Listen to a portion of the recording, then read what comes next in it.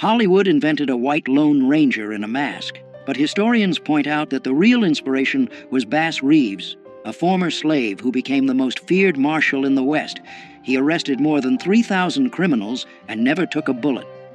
Nobody told you this in school, and Reeves is just the beginning. The Old West had black cowboys, gunslingers, and pioneers who were simply erased from the books. Number 1. Bass Reeves was born enslaved in Arkansas in 1838 and escaped during the Civil War. 10 years after the war ended, he became the first black deputy U.S. Marshal west of the Mississippi. His territory was one of the most violent in the country, the indigenous lands of Oklahoma, where criminals of every kind would go into hiding thinking no one would come after them. Reeves would. He spoke several native languages, which helped a lot on missions. He had a peculiar method. He would disguise himself as a beggar, a priest, anything that would make the guy let his guard down. Over more than 30 years of service, he arrested more than 3,000 fugitives. 3,000. And they say he never missed a single shot. Many historians believe he was the real inspiration behind the Lone Ranger, but when Hollywood told that story, the hero became white. Reeves died in January 1910, at 71 years old, in Muskogee, Oklahoma, poor and practically forgotten. Number 2. Bill Pickett was born in 1870 in Texas, the son of former slaves, and grew up watching how ranch dogs kept cattle in line. That's where he got an idea no one had tried before, taking down a bull using his own teeth. He would grab the steer by the horn, twist the animal's neck, and bite the lower lip so hard the animal would lock up and fall. This technique became known as bulldogging and is still one of the most popular events in American rodeo today. Pickett became a headliner in the Miller Brothers Wild West shows, performing in arenas across the United States, Mexico, Canada, and even South America. But outside the arena, reality was different. In many towns, he couldn't stay in the same hotels as his white colleagues. Even so, he kept riding and competing for more than 40 years. In April 1932, at 61 years old, he was breaking a wild horse on a ranch in Oklahoma when the animal threw him and trampled him. He died doing what he'd done his whole life. Number 3. Nat Love was born in 1854 on a farm in Tennessee. He was born enslaved. When the Civil War ended, he was 11 years old and didn't have a penny, so he did something few people would have expected from a black boy at that time. He went west. At 15, he made it to Texas and got a job on a cattle ranch. He learned to break wild horses, drive cattle herds through dangerous territory, and shoot like very few. In 1876, on the 4th of July, he took part in a competition in Deadwood, South Dakota. He won every event, roping, shooting, and riding. That day, he earned the nickname Deadwood Dick. Later, he wrote his own autobiography telling all of this at a time when almost no black cowboy had a voice. But here's the part no one talks about. After years living that life, Nat ended up working as a train porter in Los Angeles. He died in 1921 at 66 years old, practically forgotten. The Old West had a short memory for men like him. Number 4. Bo Zickard was born enslaved in Mississippi in 1843, and after the Civil War became one of the most respected cowboys in Texas. Charles Goodnight, one of the toughest ranchers of that time, trusted him more than any other man on his crew. Zickard drove herds along trails where bandits and Comanches attacked without warning. On one of those trips, he saved Goodnight from a robbery, risking his own life. Goodnight publicly said Zickard outdid any white ranch hand he'd ever hired. At a time when a black man hearing something like that from a Texan was something that just didn't happen. Decades later, the writer Larry McMurtry used his story as the basis for the character Joshua Dietz in the novel Lonesome Dove, which became one of the most watched miniseries on American TV. Zickard lived to be 85 and died of natural causes in January 1929 in Texas. Goodnight paid for his funeral and personally wrote the epitaph on the headstone. Number 5. Mary Fields was born enslaved in Tennessee around 1832. After the Civil War, she gained her freedom and ended up in Montana, where she built a reputation that few men of the time could match. Over 6 feet tall and with a temper that didn't take any disrespect from anyone, she became the second person in the United States to receive an official federal mail route, and the first black woman to do it. The job wasn't for just anyone. She drove stagecoaches through territory where wolves, bandits, and snowstorms were part of the routine. Mary always carried a gun and didn't hesitate to use it when the situation called for it. On her days off, she hung out in saloons, drank whiskey with cowboys, and smoked cigars like it was the most normal thing in the world. And back then, for a black woman, that was unthinkable. The town of Cascade, Montana, even closed businesses on her birthday in her honor. Mary died on December 5, 1914, at 82 years old from liver failure. Number 6. Crawford Goldsby had black, Cherokee, white, and Mexican blood running through his veins. He was born in 1876 in Texas and grew up in Indian Territory, which is now Oklahoma. By 18, he was already one of the most wanted criminals in the whole region. The nickname Cherokee Bill became synonymous with trouble. He robbed trains, held up businesses, and went up against the law without blinking. Authorities pinned at least 13 deaths on him, including a deputy's. Judge Isaac Parker, known as the Hanging Judge, was the one running justice in Fort Smith, Arkansas, and he wanted Cherokee Bill at any cost. After being betrayed by someone he knew who put sleeping pills in his food, he was finally captured. Even in custody, he tried to escape and killed a guard in the attempt. On March 17, 1896, at only 20 years old, he climbed the gallows. When they asked if he had anything to say, he calmly answered that he hadn't come there to give a speech, just to die. Number 7. Isom Dart was born enslaved in Arkansas around 1849. When the Civil War ended, he was still a teenager and had nothing. No land, no money, no family who could help. So he did what many men of that time did. He headed west to try his luck. But his luck came with a price. He started out stealing cattle and horses in Wyoming, and he was good at it. He changed names like changing shirts. He lived for a while among Native Americans, learned how to disappear into the brush like he'd never existed. The authorities couldn't catch this guy. But here's the part not many people know. He tried to change his life. He bought a small ranch and tried to live honestly. The problem is, when you've got a past like that, the past comes to collect. In October 1900, Tom Horn, one of the most feared hired killers in the West, got the job to finish Isom. An ambush on Cold Spring Mountain was all it took. One clean shot, and Isom Dart went down at 51 years old. Number 8. This is George McJunkin. The guy was born enslaved in Texas in 1851 and never had access to any school. Even so, he taught himself to read and became one of the most respected cowboys in New Mexico. But what makes his story truly impressive has nothing to do with cattle. In 1908, after a major flood near the town of Folsom, McJunkin found huge bones sticking out of the ground in a ravine. He realized that wasn't normal. They were bones from giant bison that had gone extinct thousands of years ago, and along with them were spear points made by human hands. The problem was, nobody took him seriously at the time. McJunkin spent years trying to get scientists to pay attention to that place. He died in 1922 without seeing any recognition for his discovery. Only after his death did researchers finally go to the site and confirm that humans had been living in the Americas for at least 10,000 years. That changed everything science believed up to that point. Numero 9. Jim Beckwourth was born enslaved in Virginia in 1798, but his life took a turn that few people would expect. While still young, he gained his freedom and went west to work as a trapper, hunting beaver pelts in the mountains. During his travels, he ended up being adopted by the Crow tribe, where he rose through the ranks until he became a war chief. That's right, a former enslaved man leading warriors in one of the most respected tribes of the Great Plains. Beckwourth also discovered a pass in the Sierra Nevada mountains that still bears his name today, a route that helped thousands of settlers reach California. He lived between two worlds his whole life, moving between white society and native people without fully belonging to either side. He died around 1866 at 68 years old, and what makes his death even more intriguing is the theory that the Crow themselves may have poisoned him during a ritual because they believed his spirit would bring lasting strength to the tribe. Number 10.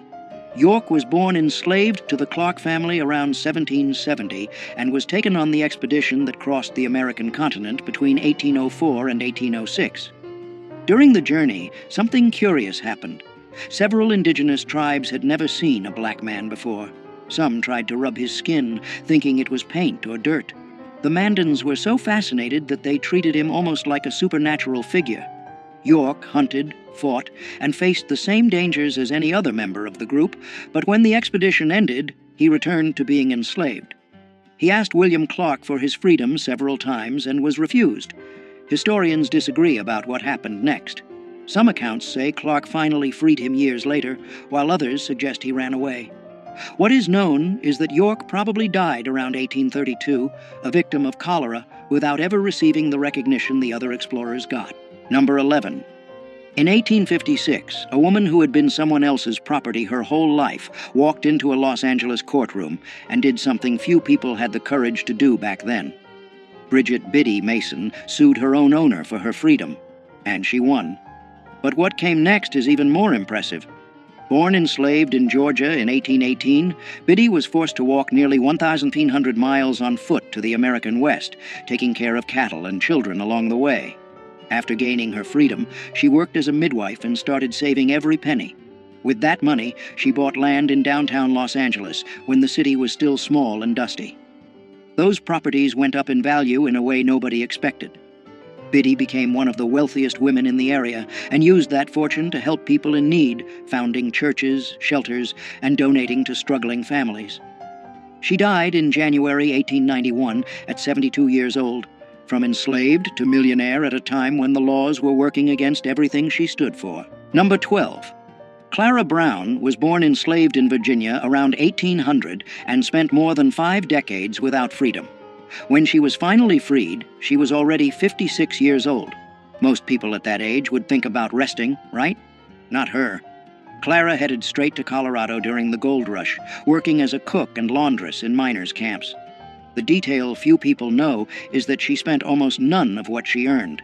Every penny was saved for a goal she never gave up on, finding her family, who had been sold and separated decades earlier. With the money she built up, Clara helped dozens of formerly enslaved people get settled in Colorado, paying for trips and offering housing. In Denver, she became known as the city's angel, and after years of searching, already in her 80s, she managed to reunite with her daughter, Eliza Jane. Clara died in October 1885 at 85 years old, proving that determination doesn't have an expiration date. Number 13. This is Kathy Williams, and her story is one of the most surprising of the post-Civil War era. Born enslaved in Missouri in 1844, she gained her freedom when Union troops occupied the area. But being free didn't mean having opportunities. With no money and no options, Kathy made a choice that few people would have had the courage to make. In 1866, she showed up at a recruiting station using the name William Cathay and enlisted in the 38th Infantry Regiment, the famous Buffalo Soldiers. For 2 years, she marched hundreds of miles across New Mexico under the blazing sun, slept in tents with other soldiers, and went through medical inspections without anyone discovering the truth. It was only when she became seriously ill that an Army doctor revealed that William Cathay was, in fact, a woman. She was discharged and spent the rest of her life in Colorado, working as a laundress and cook. She died around 1893, poor and almost forgotten. She is the only documented woman to have served in the Buffalo Soldiers. Number 14. Louisa Marchbanks was born enslaved in Tennessee in 1833 and gained her freedom after the Civil War. She headed west and ended up in Deadwood, South Dakota, right in the middle of the gold rush. There, she became known as Aunt Lou, the woman who fed hungry miners who showed up with nothing in their pockets. Her reputation in the kitchen grew so much that she ended up cooking meals even for presidents of the United States. What stands out in her story is how a woman who started life without even having rights over her own body managed to become one of the most respected figures in a violent town run by armed men. In Deadwood, where the law barely existed, it was her food that brought people together. Aunt Lou later moved to Wyoming, where she kept cooking and was loved by everyone around her. She died on March 17, 1911, at 78 years old, of natural causes, leaving a legacy that few cowboys of that time could match. Number 15. Jesse Stahl was the kind of cowboy who made the whole crowd drop their jaws. Back in the early 1900s, he ruled the rodeos of the American West like very few could. The problem was that because he was black, the judges simply refused to give him the scores he deserved. It didn't matter how much better he was than the other competitors. Winning almost never came. In one famous moment, Stahl decided to ride a wild bronc, sitting backward in the saddle, just to prove that even like that he was better than everyone there. The message was clear, and the crowd got it right away. Born around 1879, he spent decades traveling the rodeo circuit, taking on not just horses trying to throw him to the ground, but a whole system trying to erase him. He died in 1935, at 56 years old, without ever getting the recognition he deserved in his lifetime. Today, he's considered one of the greatest cowboys who ever lived. Number 16. Most people don't even realize that there were black doctors in the Old West, let alone a black woman practicing medicine at a time when many white people couldn't even get into college.